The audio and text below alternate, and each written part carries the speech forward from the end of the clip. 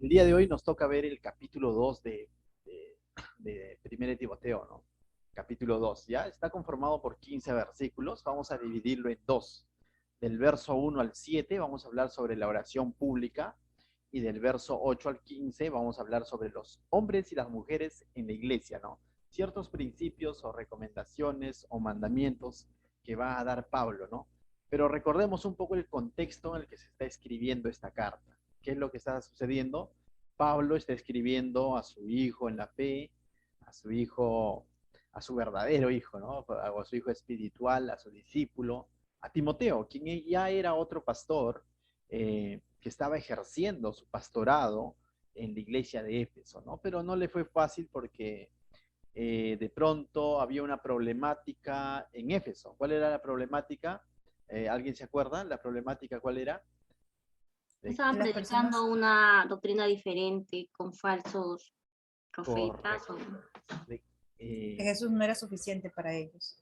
Jesús no era suficiente, ¿no? Y es interesante porque esto también nos muestra de alguna manera que el conocimiento de la palabra no lo es todo, o sea, o que es importante, no, el conocimiento de la palabra. Tengo amigos, hermanos en la fe que conocen mucho la palabra de Dios, pero ese conocimiento también nos tiene que llevar a un punto no solamente de conocer la doctrina, sino de ese conocimiento nos tiene que llevar a un punto de admirar la persona de Cristo, porque solo en la persona de Cristo vamos a tener relación. Si nos quedamos con el conocimiento, nos vamos a convertir en un religioso, ¿no? Aquel entonces se llamaba fariseo, hoy en día se puede llamar sábelo todo o eminencia en las escrituras, pero si no hay relación con la persona de Cristo, si este conocimiento no se vuelca en una comunión constante, permanente, firme con Cristo, de nada vale, ¿no? ¿Por qué te digo todo esto? Porque Éfeso tuvo la oportunidad y el privilegio de ser instruidos por Pablo por más de 2 años. En Éfeso, de alguna manera, Pablo hizo una especie de instituto bíblico a tiempo completo, ¿no? Casi 2 años en la casa de un hombre llamado Tirano, ¿no? Entonces, y ahí vemos a Éfeso, de alguna manera es que él convocó, y es interesante esos detalles cuando él ya está regresando a Jerusalén en su último viaje misionero, en su tercer viaje misionero. Él como que no quiso pasar por Éfeso, no porque no los amara, sino porque tenía una premura, ¿no? Quería llegar a Jerusalén y ahí como tenía como que sentimientos encontrados. Y es interesante el detalle en que él dice, hace una parada en la playa de Mileto y desde ahí hace llamar a los ancianos de Éfeso. Y esta palabra ancianos, en 2 años había ancianos, lo que hoy en día podríamos decir a los pastores de Éfeso, a los líderes de Éfeso, ya había, por lo mismo de que lo que Dios había hecho en ese lugar a través del ministerio de Pablo, ¿no? Había gente que se había formado y a ellos les recordó, ¿no? Y les dijo, no he rehuido a enseñarles todo el consejo de Dios. Es decir, les dijo en nuestras palabras, les he enseñado verso a verso todo lo que hasta aquel entonces estaba escrito. Tuvieron ese privilegio.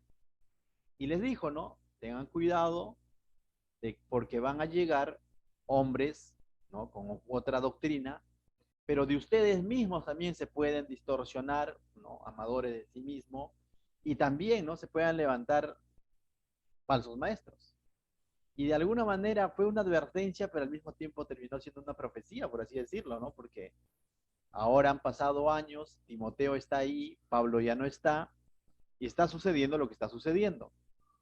Lo que acaba de decir Gisela, Sofía, se han introducido falsas enseñanzas, esto era el presente aquel entonces, y Pablo lo que está haciendo es escribir esta carta para animar y rogar y ordenar al mismo tiempo. Y le dice, te mando, hijo mío, es como que autoridad, amor, y vemos que está usando todo de parte de Dios para decirle a Timoteo, pelea la buena batalla, ¿no? Porque estos hombres hablan de fábulas, quieren interpretar la ley. Más adelante vamos a ver que en la segunda carta también incluso querían interpretar muchas cosas del Génesis a su manera. Van a comenzar a hablar del matrimonio, cosas como esas, pero en necedades, bueno, entonces. Eso era la realidad. Y parte de eso, de lo que ocurre ahí, también ahora en el capítulo 2 vamos a ver. También se estaba introduciendo el mal liderazgo de otras culturas a la iglesia. Otras culturas que de alguna manera ponían el liderazgo de la mujer por encima del liderazgo del hombre. Y es importante saberlo eso. Ahora, lógicamente yo quizás aquí, por cierto, la reunión está llena de mujeres, ¿no? El único varón somos creo que Julio César y Alexander, ¿no? Y si no aclaramos esto, nos van a apedrear. Ahora, quiero que quede claro que en dignidad todos somos iguales a los ojos de Dios, todos. No hay judío ni griego, no hay hombre ni mujer. Cristo entregó la misma vida, la misma cantidad de sangre por el varón, por la mujer. Eso no está en discusión. Lo que Pablo va a tratar en este capítulo es de que hay funciones que Dios los ha establecido desde la creación, en el matrimonio, pero también en la iglesia. Y eso es lo que Pablo va a enseñar. No está menospreciando a la mujer, lo que está llamando es a un orden de la iglesia. Recordemos que todo el primer capítulo hablaba sobre las instrucciones en cuanto a la doctrina. Ahora va a hablar en cuanto a las instrucciones de cómo debe de alguna manera, o que debe de funcionar la iglesia, ¿no? Y eso es lo que va a hablar la primera parte sobre la oración que debe de hacer la iglesia, los santos, y la segunda parte, cómo debe ser la manera de desarrollarse ministerialmente dentro de la iglesia entre hombres y mujeres. Alexander levantó la mano. Sí, ¿qué quiere decir con esta frase? Pelea la buena batalla. Eh, Justamente lo que acabamos de hablar, que de alguna manera le está diciendo a Timoteo, no va a ser fácil contrarrestar esa enseñanza diferente o esa diferente doctrina. Esos falsos maestros estaban metidos ya dentro de la iglesia. No le está advirtiendo de que van a llegar, eso ya ha hecho tiempo atrás. Ahora es el presente de Timoteo. Y lo que le está diciendo a Timoteo, que de alguna manera veíamos por el hecho de que le decía te ruego y todo, veíamos que de alguna manera Timoteo no estaba tan animado que digamos de decir claro, ¿no? O sea, Pablo, tranquilo, déjamelo a mí, no era tanto así, ¿no? Sino que estaba también con sus propios temores, ¿no? Por eso que más adelante le va a decir, ninguno tenga en poco tu juventud, ¿no? Porque tenía sus propios temores. Ahora, lo que le está diciendo, pelea la buena batalla, lo que le está diciendo, persevera. O sea, presenta la sana doctrina, ¿no? Muestra a Cristo. Palabra fiel es esta, ¿se acuerdan de eso? Que Jesucristo vino y murió por todos los pecadores, ¿no? Y yo soy el primero, dijo. O sea, esto no es fácil, ¿no? O sea, no es fácil.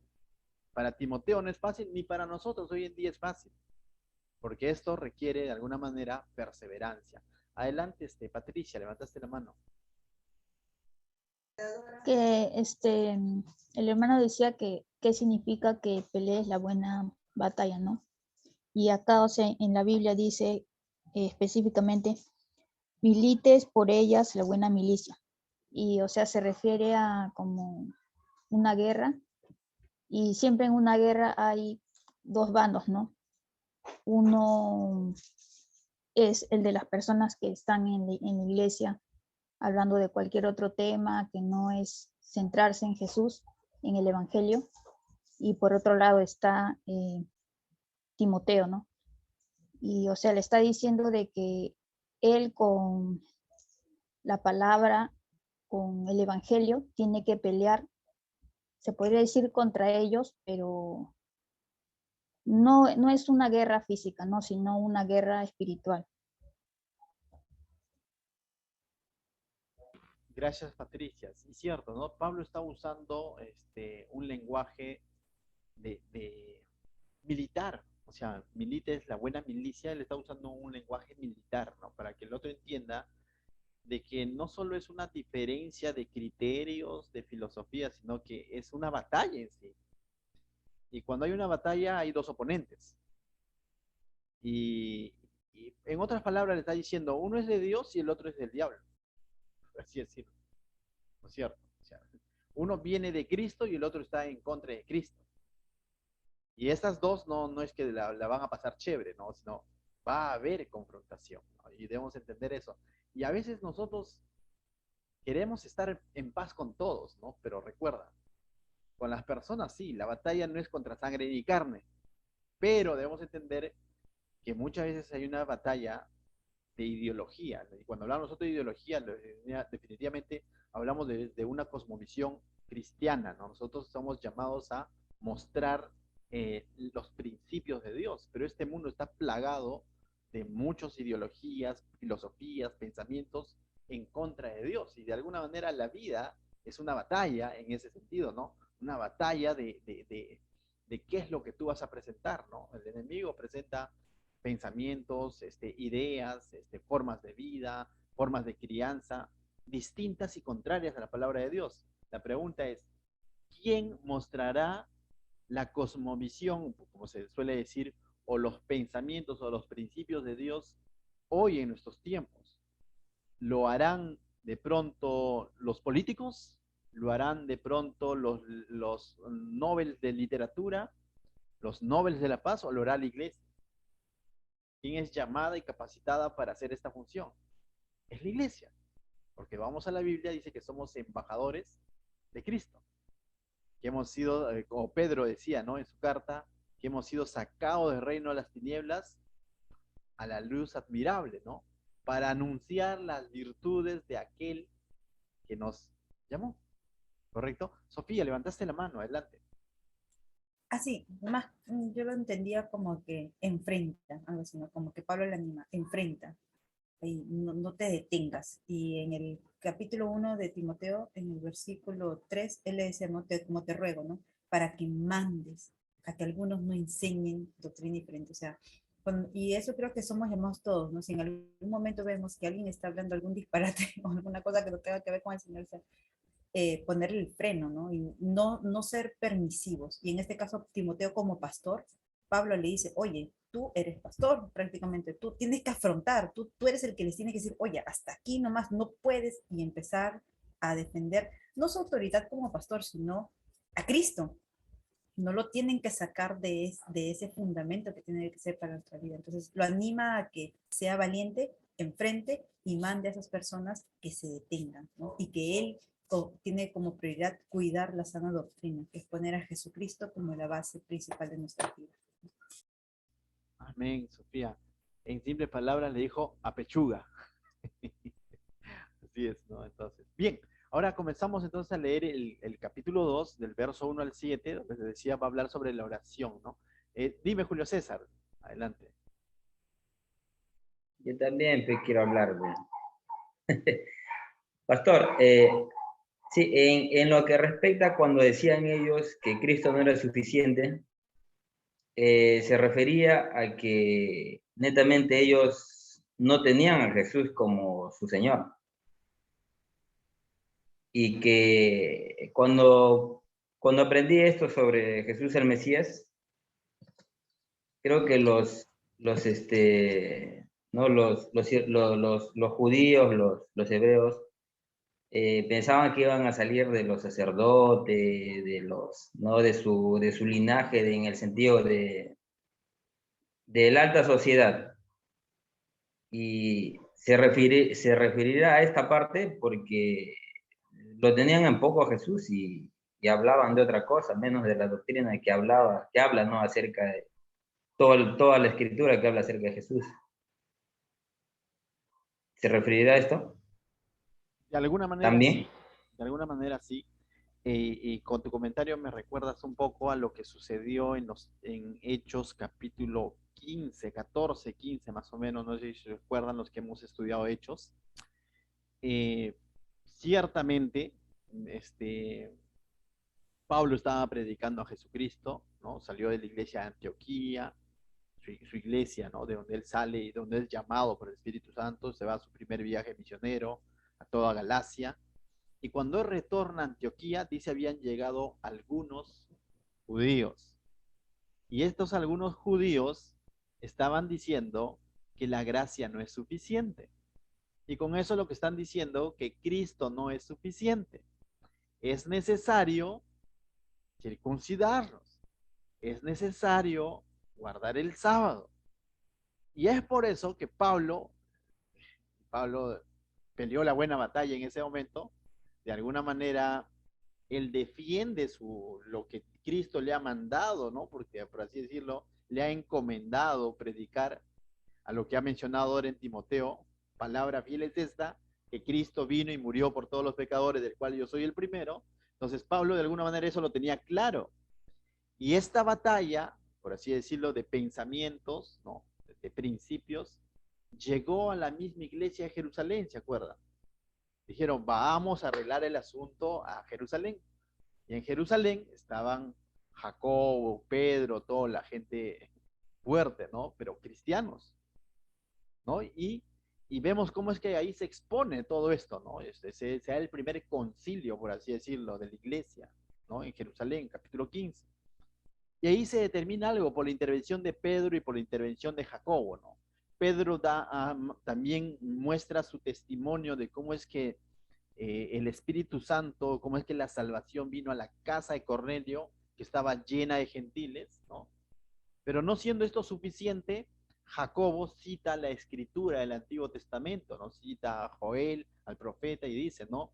Ciertamente que iban a venir tiempos donde su espíritu se iba a derramar a toda sangre. Es decir, no necesariamente solo a judíos, de que es más, los gentiles también iban a ser salvos. Y eso estaba, bueno, ha citado a Joel, que quizás no lo hemos leído, pero podríamos citar claramente las promesas que Dios le hizo a Abraham antes de que sean dadas la ley, ¿no? Donde le dijo, en tus simientes serán benditas todas las naciones de la tierra. Y si hacemos una trazabilidad, ¿cuál es la simiente del cual está hablando? Es Jesucristo. De tal manera que el cristiano que entiende la salvación por gracia tiene claro que Cristo es más que suficiente. Él lo hizo todo. Él dijo, el consumado es. He vencido, he pagado por tus pecados. Pero esto no quedó claro en muchos judíos, como no ha quedado claro hasta hoy en día en muchas personas que sin ser judías le quieren añadir algo más. Y de ahí salen muchas sectas donde te dicen, eres salvo por lo que Cristo ha hecho, pero también necesitas hacer esto, ¿no? Porque si no haces esto, no eres salvo. Necesitas vestir de esta manera, necesitas guardar el sábado, necesitas... Y Pablo lo ha explicado ya en el primer capítulo, que es porque no han hecho un uso legal de la ley. No han usado la ley legítimamente. Que creyéndose doctores de la ley no han entendido cuál es el propósito de la ley. Y con esta misma ley mal usada, están queriendo añadir a la obra que Cristo ya ha hecho por completo. Y esa es la realidad que está pasando aquí, ¿no? O sea, cosas que están queriendo añadir. Y básicamente es eso, Julio César, cuando de pronto alguien, Cristo no le es suficiente, el no entender que es por gracia y por fe en lo que Cristo ha hecho. Y queremos añadirle, ¿no? Entonces, eso es lo que estaba pasando en los tiempos de Pablo y pasan también hoy en día, ¿correcto? Entonces, ahora Pablo, en el capítulo 2, ahora sí entrando al capítulo 2, va a comenzar a dar instrucciones a Timoteo en cómo debe de comportarse la iglesia y qué cosas tiene que hacer la iglesia, ¿no? Entonces, verso 1, vamos a ver, en el verso 1 va a hablar de que se tiene que orar por todos los hombres. ¿Por qué? ¿Y por qué dice Pablo esto? Porque de alguna manera parte de estas falsas enseñanzas estaban siendo exclusividad, ¿no? Estaban diciendo, de alguna manera, se estaba limitando la salvación para todos los hombres. ¿Me dejo entender? Y en esa línea va a ir Pablo ahora y va a comenzar diciendo que somos llamados como iglesia a orar por todos los hombres. Y mira lo que dice. Exhorto ante todo. Y cuando dice ante todo, no está diciendo en orden de prioridad, que primero hagas esto, no, sino en el sentido de importancia. A esto dedíquense, está diciendo Pablo. Esto es importante. ¿Qué es importante? Dice, a que se hagan rogativas, oraciones, peticiones, acciones de gracia por todos los hombres. Y Pablo pone mucho énfasis porque pudo haber resumido, exhorto ante todo que oren por todos los hombres. Pudo haber dicho eso, ¿no es cierto? ¿Me fue a entender? Pero las palabras que va a usar, todas están relacionadas con la oración. Y lo que está diciendo, exhorto ante todos a que se hagan rogativas. ¿Qué rogativas? Es simplemente pedir algo. Es pedir algo. Pero no es pedir como que, bueno, si me da, me da, sino es un pedir como una necesidad que debemos tener al acercarnos a Dios cuando oramos. ¿Cómo va nuestra oración con Dios? Lo que está diciendo es que la iglesia necesita depender de Dios. A él le voy a pedir a Dios, pues si me da, si no, le pido al vecino. No, no tanto así, sino que tu esperanza, tu fe, tu dependencia esté puesta en Dios. A que se hagan rogativas, esa actitud como el que oramos. Oraciones. Ya sabemos que es una oración, ¿no? Es hablar con Dios. A lo que Hechos 2:42 dice, ¿no? A que perseveremos en eso, ¿no? En una constante comunicación con Dios. Y es interesante, leía un comentarista bíblico, porque yo decía, no es lo mismo rogativas y peticiones. Sí, pero peticiones, dice, es una palabra que se usaba más cuando se pedía, pero para favor de otro. ¿Me dejo entender? Es decir, hacías un requerimiento, pero no a tu favor, sino a favor de otro. Y es una función de la iglesia hoy en día, ¿no? Orar por nosotros con rogativos, dependiendo de Dios, estar en constante comunicación con Dios a través de la oración, pero también, ¿qué es lo que hacemos los lunes, miércoles y viernes? Por lo general, oramos por alguien más, ¿no es cierto? Pedimos por alguien más. Traemos esas necesidades, esas peticiones que puedan tener y se las dejamos al Señor, ¿no? Y decimos que Él sea obrando. Y Pablo les está enseñando que vuelvan a ello, a perseverar en la oración en todo sentido. Y incluye una frase más, y acciones de gracias. Y es cierto, es algo que también muchas veces se pierde en la iglesia, se pierde dentro de la oración del creyente. ¿Por qué? Porque muchas veces limitamos la oración a peticiones, a súplicas, nada más. Pero olvidamos muchas veces la acción de gracias. El decir, gracias Dios por haber respondido a mi oración. E incluso gracias Dios por no haber respondido como yo quería, sino como tú querías. Es necesario recordar eso. Acción de gracias, ser agradecidos con Dios. Pero es interesante cuando dice por todos los hombres.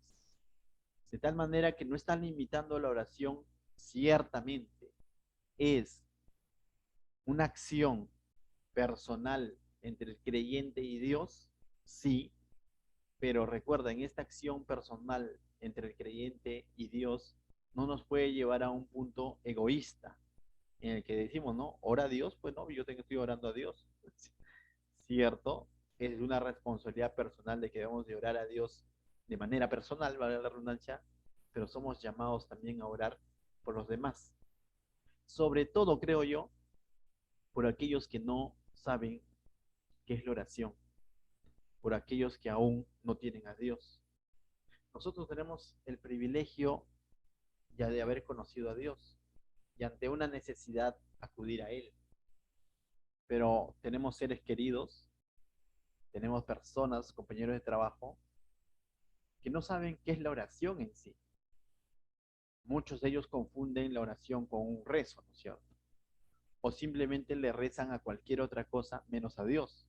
¿Qué ha pasado? Todos tenemos un compañero de trabajo que de pronto, ante su necesidad, acude a su santito. La pregunta es, ¿y nosotros qué hacemos ante ello? Bueno, ciertamente enseñarles la palabra y mostrarles, ¿no? Pero ¿qué más? Orar por ellos. Y Pablo le está diciendo aquí a la iglesia que una de sus responsabilidades, a Timoteo, para que esto enseñe en la iglesia, exhorto ante todo que se hagan, ¿dónde? En el ámbito de la iglesia, pues, porque está hablando en plural. No le está diciendo solamente que Timoteo haga esto, sino que enseñe esto, que la iglesia es llamada a orar, a rogar, a pedir, a ser agradecida, no solo por ellos, sino por todos los hombres. Y cuando dice todos los hombres, involucra a todos los hombres, aún por los enemigos, aún por los enemigos. Y va a especificar más adelante incluso esos hombres. ¿Ya? Más adelante va a especificar quiénes son esos hombres. Recuerda, todos los hombres necesitan de oración. Todos los hombres. Es más, tú y yo podemos ser producto de pronto de la oración que alguien más hizo años atrás. Tú y yo.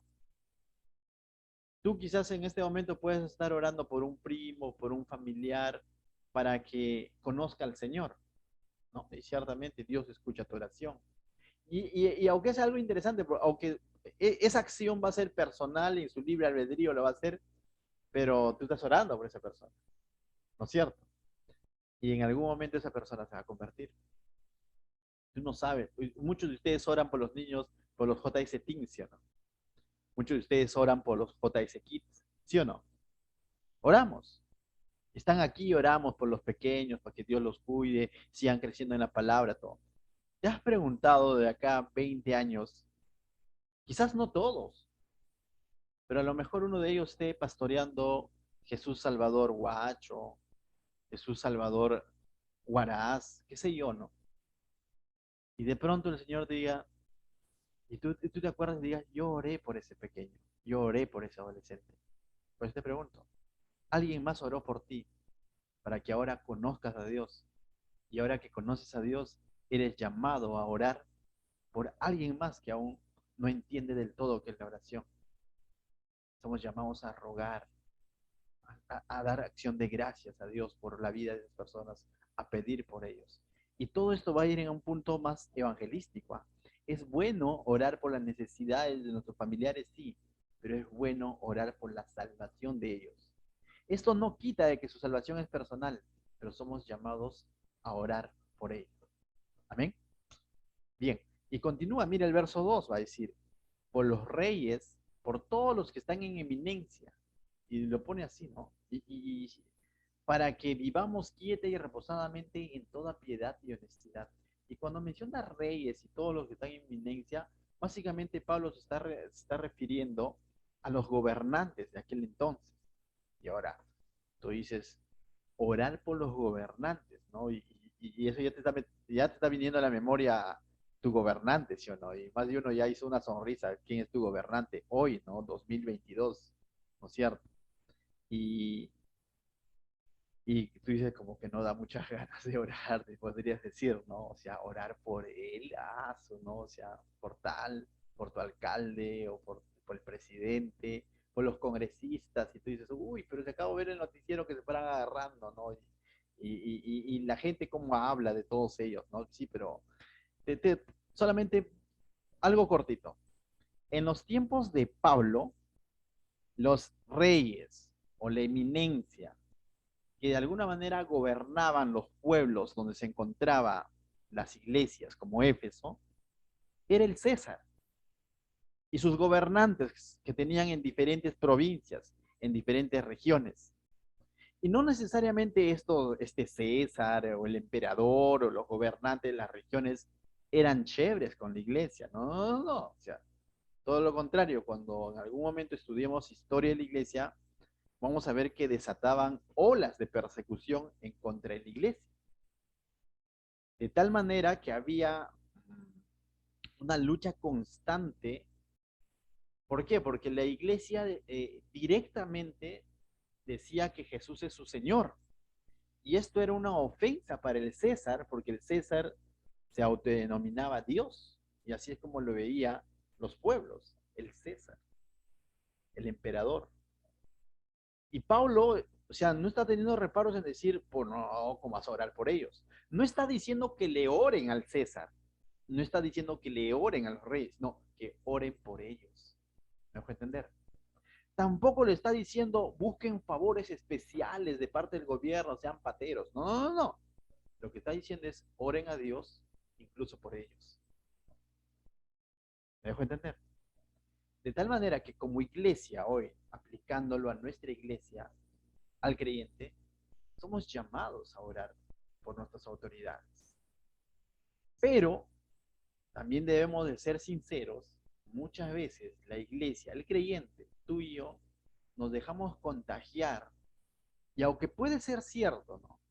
Por lo que dice el periódico, la televisión, Y aunque puede ser cierto en un 80, 90, hasta un 100%, y la gente reacciona mal ante toda esta corrupción que de pronto puede vivir nuestro país, y no solo nuestro país, Latinoamérica está así, ¿no? Muchos gobernantes. Y esto no, como que nos quita, primero nos suprime las ganas de orar por ellos, pero muchas veces eso va un poco más allá todavía, porque nos dejamos contagiar y de pronto en el trabajo, en los estudios, terminamos opinando, disque opinando, pero muchas veces yo he visto por las redes sociales creyentes, a quienes conozco, no dice su nombre, pero mi amigo, no, ya, pero creyentes que he visto que de alguna manera ofenden a estos gobernantes, hablan mal de estos gobernantes, y ciertamente, ¿no? O sea, el mundo lo puede hacer, la prensa lo puede hacer, pero como iglesia recordemos que tenemos una responsabilidad, porque lo que nosotros hagamos a título personal, como iglesia,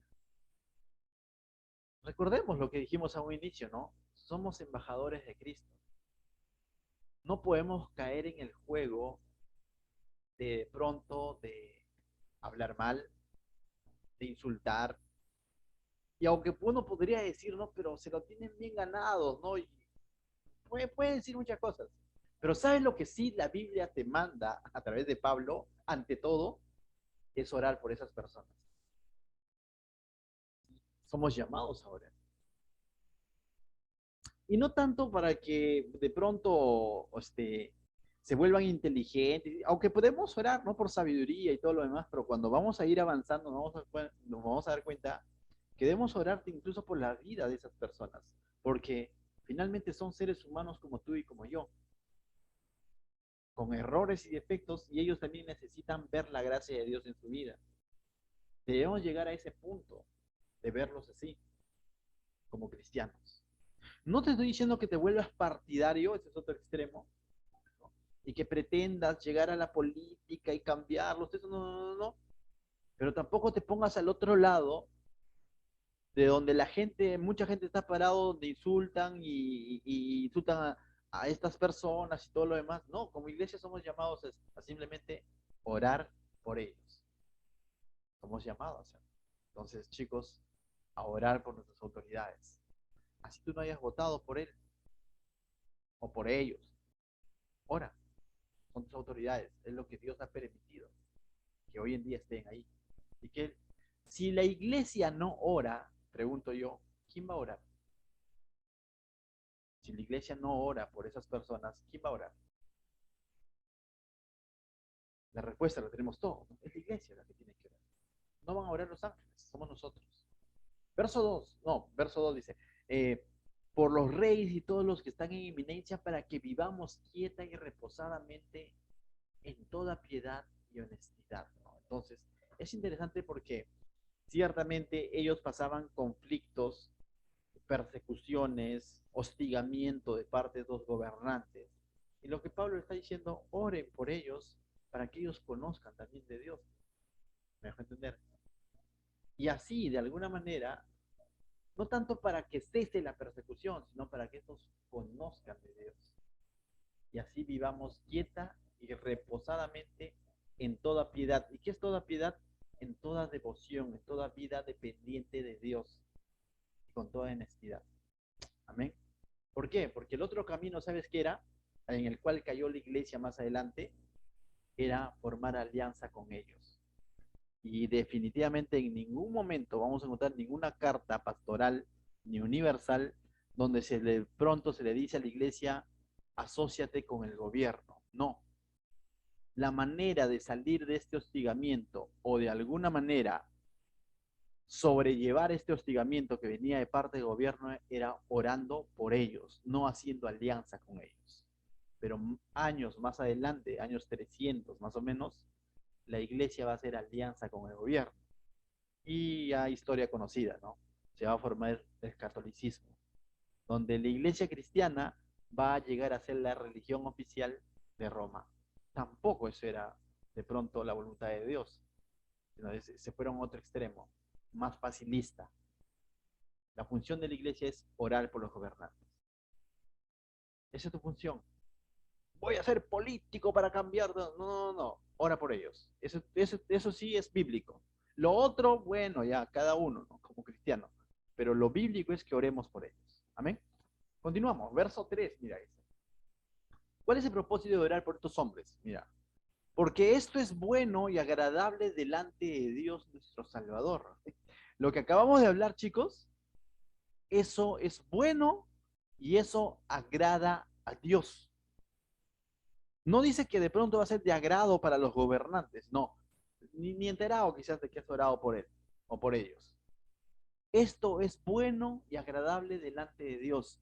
Esto agrada, esta actitud del creyente, esta actitud de la iglesia agrada a Dios. Es un olor grato a Él. ¿Me dejo entender? El cual quiere, y nos va a hablar del deseo de Dios. Dice, Dios, no, delante de Dios nuestro Salvador, el cual quiere que todos los hombres sean salvos. Interesante. Aún estos gobernantes que de pronto hostigaban a la iglesia aquel entonces, sí. Aún el César que de pronto levantó persecuciones contra la iglesia, sí. Aún esos gobernantes que van a terminar decapitando al autor de este libro, sí. Dios quiere que los hombres sean salvos y vengan al conocimiento de la verdad. Y ese es el propósito de nuestra oración. Ciertamente vamos a orar para que Dios les dé sabiduría, para que gobiernen bien y todo lo demás, pero ora para que conozcan a Cristo. Eso es lo que está diciendo. Ora por tus perseguidores, le está diciendo a la iglesia. Y hoy en día nosotros está diciendo, ora por esos políticos que quizás tú ni siquiera votaste por ellos, pero ora por ellos. ¿Para qué? Para que conozcan de Dios. Y acá hay un punto interesante que debemos de aclarar. No sé si dice, el cual quiere que todos los hombres sean salvos. De aquí, de esta frase, chicos, les comento, se ha sacado una teología, ¿no? Una doctrina errada que se dice, se le conoce como el universalismo. ¿Qué es el universalismo? Dice, como Dios quiere que todos los hombres sean salvos, por ende, todos los hombres van a ser salvos. Pregunto, ¿dirá eso? ¿Qué dices tú? Dios quiere que todos sean salvos, ¿ah? Mira. Entonces, si Dios quiere, ¿cómo Dios se va a quedar con las ganas, no? O sea, si Dios quiere que todos sean salvos, entonces, pregunto, ¿todos los hombres serán salvos? ¿Qué dices? No, No. No, pues. no Eso es salvo por la fe. Amén.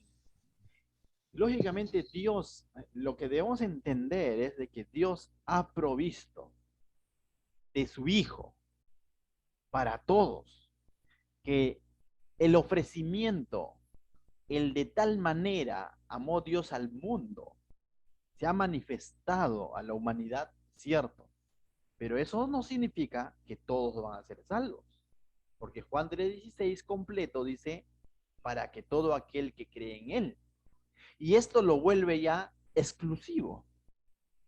Dios es inclusivo, ¿no? O sea, porque está considerando todos, el borracho, el político, la prostituta, o como Jesús mismo, ¿no? El publicano, Zaqueo, la samaritana, el que tenía varios maridos, la mujer adúltera, todos, el cojo, ¿no? O sea, el centurión y todo, ¿no? Todo tipo de personas, el leproso. O sea, lógicamente su ofrecimiento es por todos los pecadores, ¿no es cierto? Yo decía, uno de los primeros requisitos para ser hijo de Dios es reconocer que eres pecador, porque aquel que no reconoce que es pecador, de pronto está rompiendo el primer requisito, pues, ¿no? Porque si tú no reconoces que eres pecador, ¿de qué vas a ser salvo? Ahora, debemos entender que el ofrecimiento es universal, pero al mismo tiempo es exclusivo. Hay una sola manera de ser salvo. Pero una mala interpretación de este versículo 4, el cual quiere que todos seamos salvos, ha llevado a la gente a pensar, a decir, Dios es bueno, Él quiere que todos seamos salvos, al final todos vamos a ser salvos. Por ende, dicen, hay muchas maneras de buscar a Dios. Y comienzan a buscar a Dios cada quien a su manera, y se forman las religiones que dicen creer en el mismo Dios en quien creemos, pero a su manera. Nadab y Abiú, ¿se acuerdan esos dos nombres del libro de Levítico y de Número? ¿Se acuerdan? Nadab y Abiú se presentaron ante el mismo Dios santo de Aarón, de Moisés, pero ¿sabes qué? Se presentaron a su manera. Y al presentarse a su manera, terminaron muertos. Y nuevamente viene ese pensamiento a nuestra mente. Vengamos a Dios como somos, pecadores, pero no como queremos. Hay una gran diferencia. Sino que tenemos que acercarnos a Dios, venir a Dios, como dice Pablo aquí en el verso 4, la segunda parte, y vengan al conocimiento de la verdad. Vengamos a Dios de acuerdo como Él lo ha manifestado en su palabra, conociendo su verdad. Y la primera parte de su verdad, que es de que somos pecadores. Y de que hay una sola manera de venir a Dios, que está en el verso 5. Mira lo que dice el verso 5, pasamos. Y aquí vemos la exclusividad de Dios. Él es inclusivo, ama a todos, quiere que todos sean salvos, pero al mismo tiempo es exclusivo. Hay una sola manera. Mira lo que dice el verso 5. Porque hay un solo Dios. Amén, diría la mayoría, ¿no? Y un solo mediador entre Dios y los hombres. No dice que todas las religiones llevan a Dios. No dice, al final adoramos al mismo Dios. Al final igual a todos nos ama. No dice que igual todos vamos a ser salvos. No dice que de pronto, no importa si soy católico, evangélico, mormón. No, no, no. Hay un solo mediador, está hablando. Y un solo mediador entre Dios y los hombres. Y lo va a decir claramente. ¿Quién es ese mediador? Jesucristo, hombre. Esto hace que el evangelio sea exclusivo. No es exclusivo en el sentido de decir, ¿sabes qué? Dios quiere que se salven solo algunos, ¿no? Y el resto chusma, chusma, chusma. No, no, no. No es el evangelio de Kiko, ¿no? O sea, sino que es un evangelio inclusivo en el que Dios quiere que todos los hombres sean salvos, porque de tal manera amó Dios al mundo. Pero, ¿qué lo hace exclusivo? Que envió a su Hijo unigénito, para que todo aquel que cree en Él no se pierda, sino tenga vida eterna. Y como lo dice ahora Pablo aquí, porque hay un solo Dios y un solo mediador entre Dios y los hombres, Jesucristo, hombre. Ahora, ¿qué dijo Jesús en Juan 14:6? Yo soy el camino y la verdad y la vida, y mira, nadie viene al Padre sino por mí. Lo dijo lo mismo. Nadie viene al Padre si no es por mí. Pablo está diciendo que es un solo mediador entre Dios y los hombres, Jesucristo hombre. Y Jesús dijo que Él es el camino, el único camino. Nadie va a Dios si no es a través de Cristo. Entonces, esa idea que se ha implantado en el mundo de que todos vamos a ser salvos es falso. Esa idea que se ha implantado en el mundo de que todas las religiones te llevan a Dios es falso.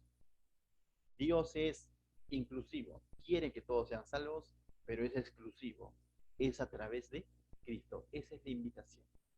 Es a través del Hijo. Es a través de Cristo.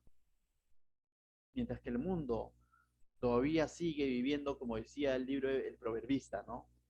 Hay camino que al hombre le parece derecho, pero su fin es de muerte.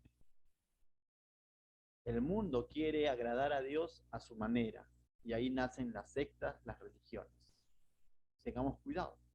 Pregunto ahora yo, ¿eso estaba sucediendo en la iglesia de Éfeso? Sí, porque Cristo no era suficiente. ¿Se acuerdan? Cristo no era suficiente. Y cada quien a su manera, esa doctrina diferente a la cual se está refiriendo Pablo es que justamente iba en contra de la persona de Cristo. Que estaban metiendo otras fábulas más, incluso en cuanto a salvación. Y Pablo está diciendo, ahora hay un solo mediador. ¿Quién es? Jesucristo. Y mira el verso 6, dice, el cual se dio a sí mismo en rescate por todos, de lo cual se dio testimonio a su debido tiempo. Y Pablo nuevamente está introduciendo la doctrina y está diciendo que solo en Cristo hay salvación, que Dios quiere que todos sean salvos y que es responsabilidad de la iglesia de orar por estas personas, Pero no solo de orar, sino de presentar este evangelio a Jesucristo, hecho hombre, quien se dio de sí mismo. Por eso decimos, ¿no? A Jesús nadie lo cogió por sorpresa. No, que, no sé si has leído en los evangelios, dice, ¿no? Y llegada la hora. Cada cosa que ocurría con Jesús, cosas trascendentales en su ministerio, es y llegada la hora. Jesús dijo, no, no es quien me quiten la vida, yo la doy o yo la entrego. Él se hizo pecado. Él cargó las transgresiones. No lo cogieron por sorpresa. Y aunque fue traicionado por Judas, aunque fue entregado por los sumos sacerdotes y todo lo demás, pero ¿acaso él no dijo a Pedro, oye, ¿qué haces cortándole la oreja? ¿No sabes que si yo vendría una legión de ángeles a defenderme? Pues no lo hizo, porque ciertamente, como dice Pablo aquí, el cual se dio a sí mismo. ¿Pero para qué se dio a sí mismo? En rescate por todos. Y en esa palabra todos está, vuelvo a repetir, está siendo inclusivo. Estás tú, está el Papa, está el presidente, están los congresistas, están todos. Ahora, entonces todos van a ser salvos. No, no, ya lo hemos explicado. Es necesario la responsabilidad del hombre, y ahí viene, ¿no? La responsabilidad del hombre de creer o no creer. ¿Cómo respondes ante este hecho, ante esta acción de amor de parte de Dios, a esta entrega? Muchos lo rechazan y como dice Juan 3:18, ya han sido condenados por no haber creído. Pero también Juan 3:16 dice, al que cree no se pierde, tiene vida eterna. Entonces la iglesia en Éfeso necesitaba recordar esto, hermanos, necesitaba recordar. Y yo pregunto, ¿nuestra iglesia también necesita recordar esto? Definitivamente que sí. Definitivamente que nosotros también necesitamos recordar esto. Dice, y dice el verso 7, para esto yo fui constituido predicador y apóstol. Y te está diciendo en otras palabras, esto es lo que yo enseño. Para esto me ha llamado Dios. O sea, esa era la misión principal de Pablo. Dice, para esto yo fui constituido predicador y apóstol. Dice, digo verdad en Cristo, no miento, dice, y lo aclara, ¿no? En el sentido de que esto no es que de pronto él se esté inventando, se esté autoproclamando, sino dice, esto es un hecho que ya ocurrió. Dice, y maestro de los gentiles en fe y en verdad. Entonces, esta misma, por así decirlo, misión que tenía Pablo, ahora también se lo estaba manifestando a Timoteo. Y esta misma misión que de pronto le está diciendo ante todo, ¿no? Eso es lo que ha comenzado diciendo, ¿te acuerdas? Ante todo, y le está diciendo a Timoteo qué es lo que tiene que ser la iglesia, es interesante. O sea, lo que le tiene que ser la iglesia es lo que hizo Pablo en su momento, a lo que fue llamado Pablo en su momento. Y no es que tú vas a ser un Pablo, ¿no? Pero en el sentido de que vamos a llevar el mismo mensaje que llevó Pablo. ¿Me dejo entender? Y eso es lo que en Hechos 2:42 de alguna manera podemos entender la doctrina de los apóstoles. Los apóstoles fueron llamados a esto, a presentar a Cristo, ¿no? Pablo definitivamente maestro para los gentiles en fe y en verdad. Pero hoy en día la iglesia, ¿qué es llamada? Lo mismo. Entonces no podemos perder el enfoque como iglesia, ¿no? De tal manera que somos llamados a orar por todos los hombres para que conozcan a Cristo, pero no solo a ellos, sino a manifestar esa verdad. Ahora, dices, ¿y qué tiene que ver esto con el siervo, con el servicio y todo lo demás, ¿no? Porque estamos hablando de siervos. Debemos entender algo, de que todo lo que hacemos como siervos, hoy día, por ejemplo, hemos tenido una hermosa reunión con los teams, ¿no? Donde muchos de nosotros se han achivolado, hemos estado saltando y todo lo demás.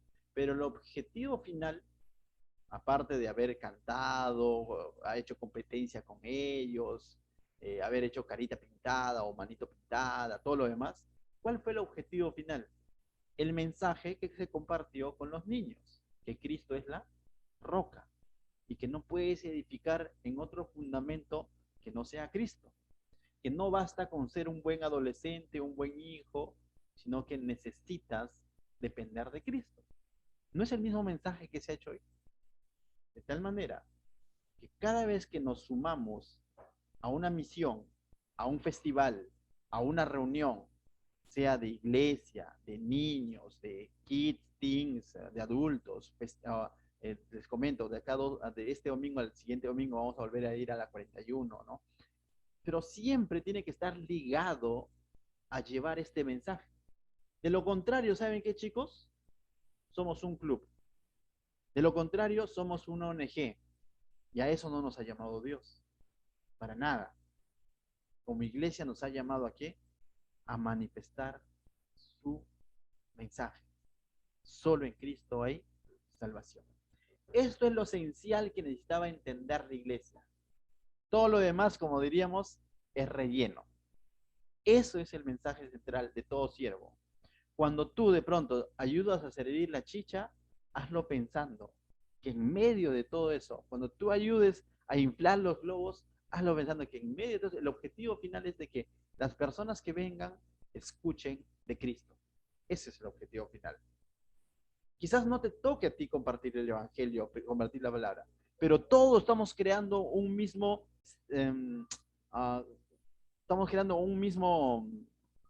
por así decirlo, ¿no? Ambiente para que se presente el evangelio. Todos, como hormiguitas, ¿no? De los que cantan, de los que hacen la limpieza, todos estamos enfocados que esa es nuestra misión. Amén. Nada más. ¿Sí? Continuamos. Entonces, wow, son las 9:07, chicos. Bien, yo sé que de alguna manera es cuestión de tiempo. ¿Hasta aquí hay alguna intervención, pregunta? ¿Por qué? Porque la siguiente parte va del 8 al 15 y va a tomar su tiempo, porque vamos a tocar temas bien interesantes que también si hacemos una mala interpretación, de pronto algunos podrían ser ofendidos o quizás también, o quizás has escuchado interpretaciones sacadas de fuera de contexto en cuanto a los textos que vamos a leer en adelante, porque va a hablar sobre la función de los hombres y las mujeres de alguna manera en la iglesia, ¿no? Y que ahí hay temas un poquito controversiales que no quisiera hacerlo tan corrido, ¿no? Entonces prefiero hacer un alto aquí, pero hasta el verso 7, chicos, algo que quizás quieran preguntar o acotar o, no sé, una anécdota, algo en cuanto a eso, pueden hacerlo con toda confianza.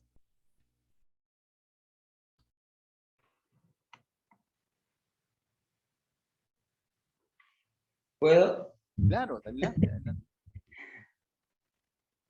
Sí, pastor, cuando, por ejemplo, esta vez me tocó trabajar, no, ya no por acá, por la zona, sino que tuve que ir por Pro más o menos, Santa Luisa. En el lugar donde yo estoy, por decir, no mis jefes, de este momento, de estos tiempos, donde estoy trabajando, ellos creen bastante en las fiestas patronales, en la idolatría, su cuadrito por ahí, y todos completos, los chicos, los trabajadores, ¿no? Todos. Y entonces, ahora voy entendiendo lo que el Señor tiene no solamente para mí, sino para cada uno de nosotros, que somos llamados a llevar el Evangelio, la sana doctrina del Señor, y que no debemos de bajar la guardia en el sentido de la comunión con el Señor, estando ahí permanentes, militando la buena batalla, como dice Pablo, compartiéndoles, ¿no? Y yo entiendo, y ellos siempre me preguntan, porque siempre me hablan acerca del catolicismo, que, ¿no? Que es la iglesia oficial, sobre todo el jefe, ¿no? El maestro que está ahí. Pero los demás escuchan cuando yo empiezo a compartir acerca de la doctrina del Señor. Ciertamente le hablo acerca de la iglesia, lo que usted me enseñó y lo que el Señor también me enseñó, y en lo que está, ¿no? En la proporción que tengo el conocimiento del Señor, ¿no?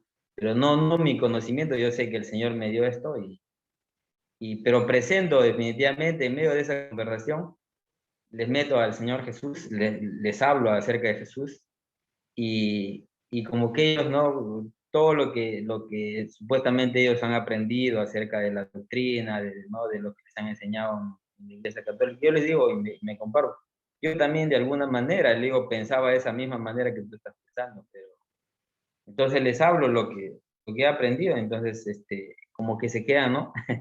Pensativos y ahí, y definitivamente, hasta el momento en que me toque, ¿no? Voy a seguir compartiéndoles ahí la palabra y también dando testimonio acerca del Señor Jesús en mi persona, orando también por ellos. Y lo más sorprendente es que cuando ahí toman gaseosa 2 veces al día, gaseosa con galletas, ¿no? Y, y antes, ¿no? Ni siquiera, ni yo mismo, en el sentido porque yo también conocía del Señor, pero era un cristiano. Y, y nada, pues y cero al cociente, y no hablaba acerca del Señor, pero ni autoridad tenía, o sea, en el sentido, ¿no? De mi comportamiento era otro. Y doy gracias ahora al Señor que, bueno, ellos llaman, dice, Julio, Julio, ¿sabes qué? Ven a bendecir la gaseosa para que haya más. Pero como yo les comento, o sea, no, yo en el sentido agradezco por esto, ¿no? Y porque me da el Señor el privilegio, pero yo no solamente voy por el tema de compartir, o sea, de la comunión, sino por el tema principal es que en algún momento, como todos los días, van a tocar acerca del Señor y ahí pues, y ahí ya pues el Señor es el que me va a salvar. Y definitivamente, para esto somos llamados a servir al Señor donde estemos, no con tristeza, sino con alegría del corazón, es como las ofrendas, ¿no? Y sirviendo de esa manera al Señor, peleando la buena batalla y compartiendo esto. No se sientan frustrados si en algún momento no tengan palabras. Definitivamente pidan al Señor y Él con mucho gusto las va a dar sin medidas y sin reproches, porque aquel que es falta de sabiduría, Señor, definitivamente nos da. Correcto, Bendiciones. Julio. Bendiciones. Qué bueno, Julio, tu testimonio y cómo el Señor está No sé si me usando. han escuchado porque están entrecortados.